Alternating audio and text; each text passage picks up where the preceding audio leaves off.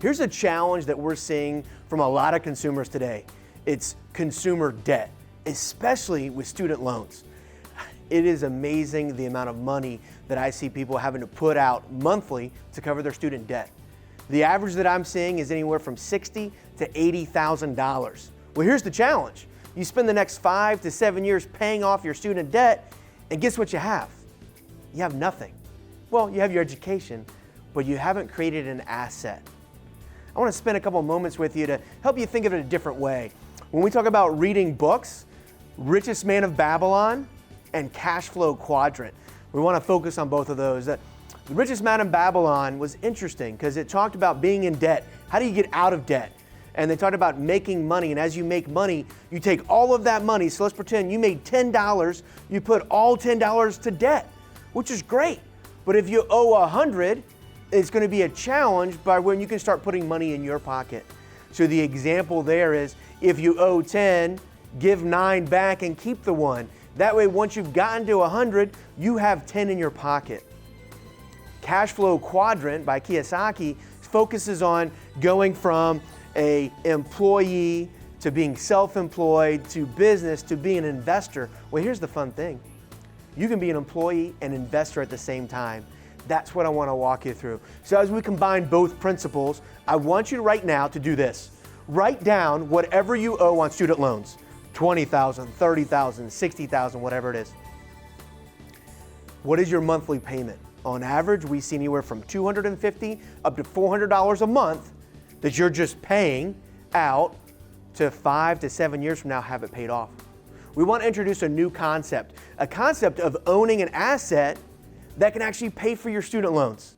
If you owe, say, $60,000 on your student loans right now, and you're making, on average, we're going to use the board here, let's say you're making on average a payment of $300 that's going towards your student loan, okay, which is great. So you're paying in $3,600 a year.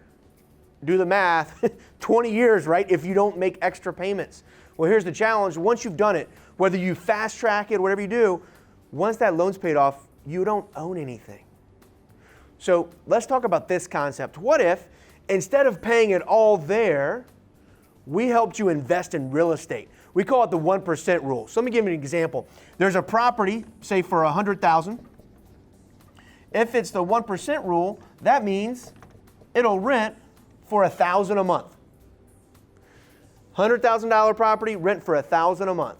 Well, you don't have probably $100,000 sitting in an account. If you did, you would have already paid for that student loan, right? However, you could look at it as an investor.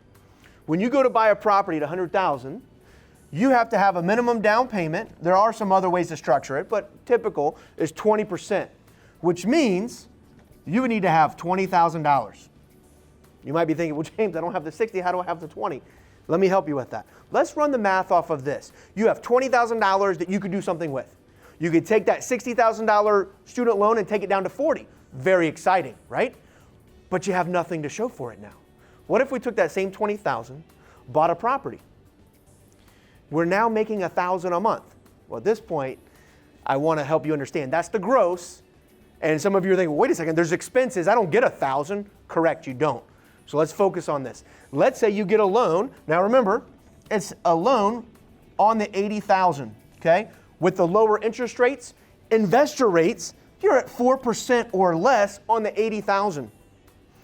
Probably, here's a rule of thumb as you're looking at buying or investing. For every $100,000 that you borrow, it's roughly $600 a month, okay? But we're not even borrowing that much. So let's factor in that it's $450 PITI, that's principal, interest, tax, and insurance, $450 that you're paying in order to own this asset. Well, let's go back here. So that's your monthly payment that you have to make, right? You also have a property management fee because likely if you live in the DMV, the Washington, D.C. metro market, we're not finding a lot of properties at $100,000. That's a garage space. So we're over here, we're saying, well, if it's out of market, I'm also going to have to pay what we call a property management fee. Somebody else that's making sure that nothing goes wrong with the property. So now we're at $550, okay? There could be some maintenance, there could be some different things, but these are your hard costs involved. because I've already included your taxes. So if in this scenario, you took that $20,000, didn't put it towards student loan, you put it towards accruing an asset, becoming a real estate investor. When we factor in the cost, you're now at $450. You owe $300 a month. You're to the positive $150, and you're to the positive of owning a real estate asset. Here's what's fun. You could even say, you know, at $150, I want to actually put $450 towards my loan to pay it off faster. Well, here's what's exciting. You have the opportunity to own a real estate investment, maybe even before you buy your own first property, and have the proceeds that you've borrowed at a below interest rate. You know, some of you, when I said 4%, you're like, well, dang, my student loan 6%. Probably. You're now leveraging an asset that you own to pay for your student loan. Here's the challenge. I don't see anyone talking about this. I don't see anyone talking about how do you get out of debt, but get out of debt as an investor. So when we're talking about the cash flow quadrant and we move you from being employed, working 2 or 3 jobs to try to pay it down, let's work smarter, not harder. Smarter is, let's build up the reserves so you have that down payment. Heck, let's go in with somebody else and borrow the down payment, and now you have cash flow coming in. And this cash flow can pay for your debt. That's the concept that we get inspired to share with even our agents, our clients, everyone else. How do you become a real estate investor, and how do you do it in such a way that it helps cover your debt?